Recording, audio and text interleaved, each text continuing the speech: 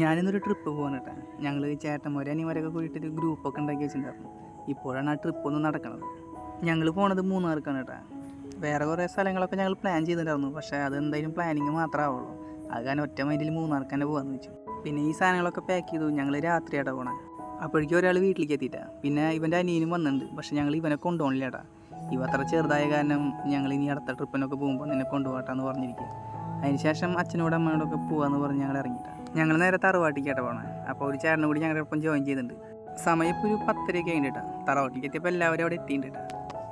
ഇവൻ പിന്നെ വിളിച്ചിട്ടുണ്ടായിരുന്നു, മേശപ്പൂ മേടിച്ചിട്ടുണ്ട്, നമുക്ക് വണ്ടി ഇവിടുന്ന് സ്റ്റാർട്ട് ചെയ്യുമ്പോൾ മേശപ്പൂ കത്തിച്ചിട്ടൊക്കെ ഇറങ്ങാമെന്ന് പറഞ്ഞിട്ടാണ് നിൽക്കണം.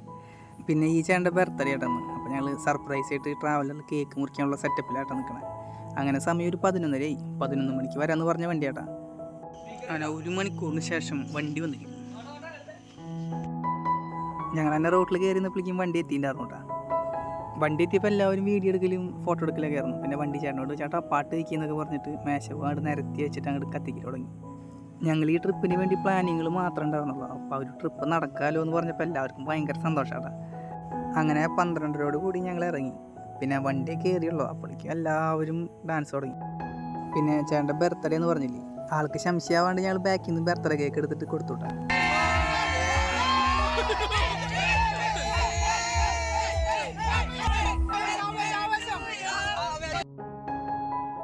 ചേട്ടനാണെങ്കിൽ ഭയങ്കരമായിട്ട് സർപ്രൈസായി. ചേട്ടൻ്റെ ബർത്ത്ഡേക്ക് ആദ്യമായിട്ടാണ് ആള് കേക്ക് മുറിക്കണത്. പിന്നെ പാട്ടും വെച്ച് എല്ലാവരും അങ്ങോട്ട് തകർക്കലാണ്ട് തുടങ്ങി.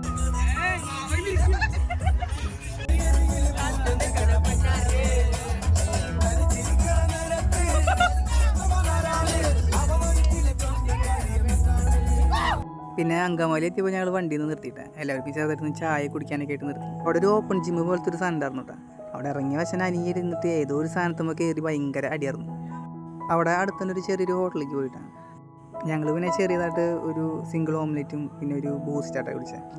ഫുഡ് അടിച്ച് കഴിഞ്ഞപ്പോൾ ഒരു 2 മണിയൊക്കെ ആയിട്ടാണ്. അതിന് ശേഷം ഞങ്ങൾ പിന്നെ വണ്ടി കയറിയിട്ട് പെടാൻ വീണ്ടും പിന്നെ ഒരു സ്ഥലത്ത് വണ്ടി നിർത്തിയപ്പോൾ അവിടെ നിന്ന് കളിയായിരുന്നു കേട്ടോ.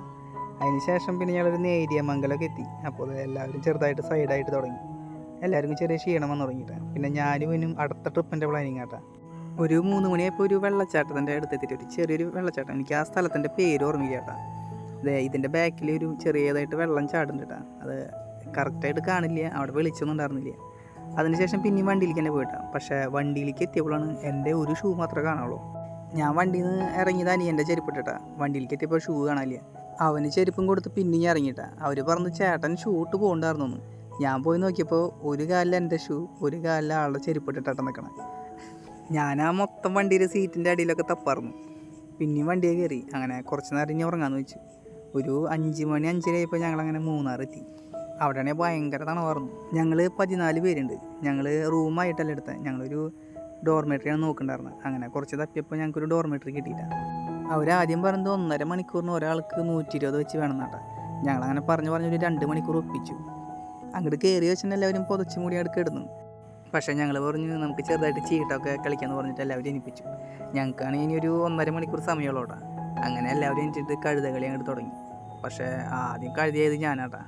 ഒരു വട്ടം കളിച്ചിട്ട് കിടന്നുറങ്ങാമെന്ന് പറഞ്ഞിട്ടാണ് കളി തുടങ്ങി. അങ്ങനെ ഒരു 5-6 വട്ടം കളി അങ്ങോട്ട് തുടർന്നു. പിന്നെ നാളെ എനിച്ചിട്ട് ഇവിടെ മൂന്നാർക്കൊന്ന് ചുറ്റി കാണണം എന്നുള്ള പ്ലാനിലാണ് നിൽക്കുന്നത്. അപ്പോൾ ശരിട്ടാ, ഇതിൻ്റെ ബാക്കി വീഡിയോ ഇനി നാളെ കാണാം. അപ്പോൾ ഓക്കെ ട്ടാ, ബൈ.